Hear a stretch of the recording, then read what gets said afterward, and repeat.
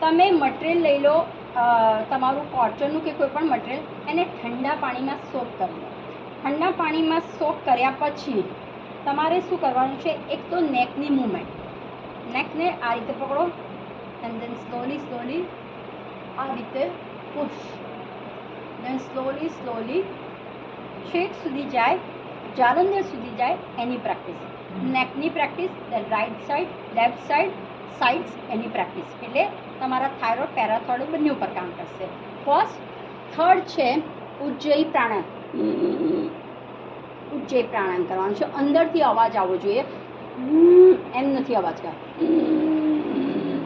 Okay, એ Ujjayi pranayama.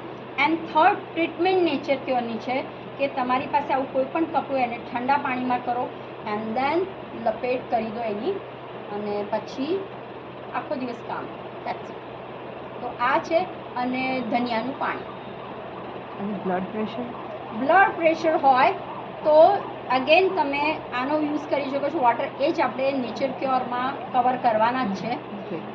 And તમે બીલીપત્રનો ઉપયોગ કરો.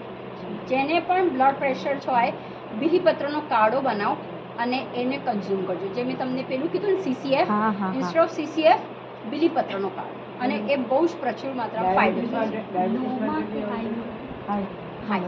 લોમાં રાઈટ. કે વોટર થેરાપી જેટલી કરશો ને, તમે બિલીવ નહીં કરો કે તમારા PCOS, PCOD, ફર્ટિલિટી, એવરીથિંગ અમે લોકો ફક્ત વોટર થેરાપી કરેલું છે. રાઈટ. તો યુ કેન કવર કરી શકો છો.